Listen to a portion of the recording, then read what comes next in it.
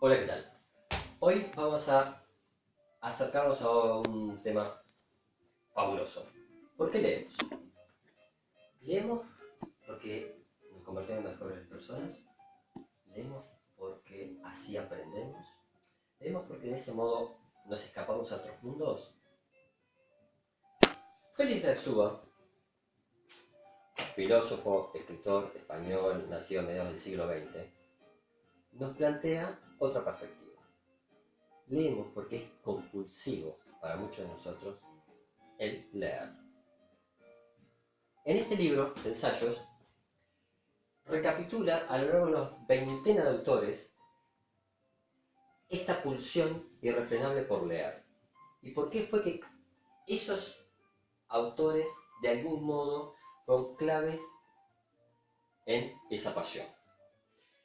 Maneja desde Dostoyevsky hasta Onetti, desde Faulkner hasta Nabokov, desde Thomas Mann hasta T.S. Eliot.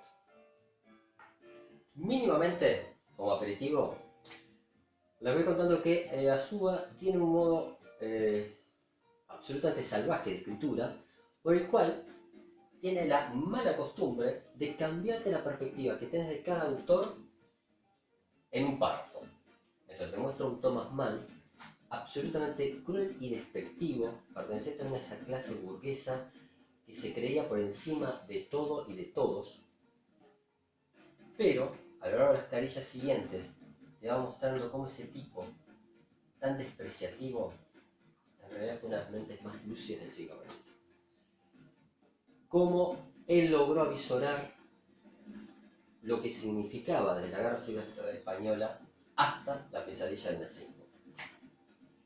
En Dostoyevsky te va mostrando, con pocos ensayos he logrado encontrar, el proceso de la biografía más allá de lo torturada de Dostoyevsky, en el cual, entre otras jalones, está el simulacro de un fusilamiento. Él estuvo muy consustanciado por las causas revolucionarias cercanas al anarquismo del siglo XIX, hasta su cambio a las antípodas políticas y religiosas del joven Dostoyevsky.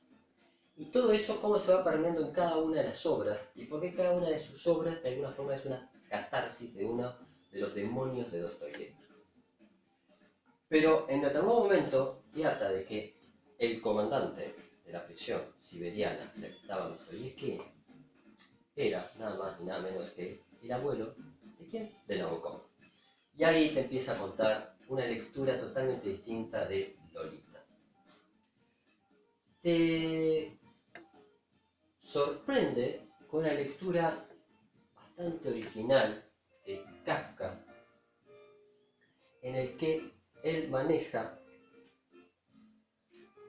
un concepto maravilloso, que es de que en realidad Kafka, habitualmente el chiste tradicional aquí en el Río de la Plata es que en esta comarca hubiese sido un escritor no fantástico, sino naturista.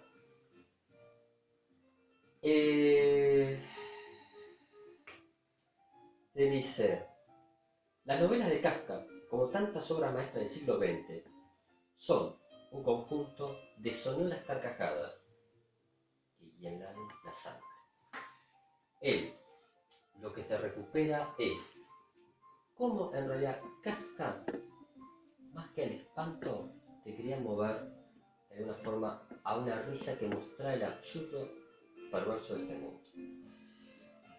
Ahora bien, a su en determinado momento te dice, bueno, nosotros somos compulsivos de leer. No importa si es en papel o si es en una tablet o si es una pantalla. Análisis que yo de alguna forma suscribo. Hoy, si cámara 4 lo permite, vamos a tener una aproximación a por qué la pasión de leer está íntimamente correlacionada con el soporte libro. Arte de pájaros de Pablo Neruda. No tuvo mejor idea un grupo de amigos de don Pablo de que para festejar sus 60 años se dedicaron a hacer una pequeña obra maestra de estas dimensiones, en las cuales se entrecruzan los poemas con dibujos de un equipo de plásticos chilenos de principios de la década del 60.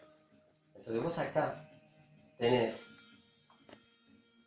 quizás un maravilloso ejemplo de la emoción que te puede embargar cuando vos tenés un libro que obviamente atraviesa el medio siglo de vida, que tiene un diseño espectacular, un nivel de edición que no puede ser, un tamaño soberbio, y bueno,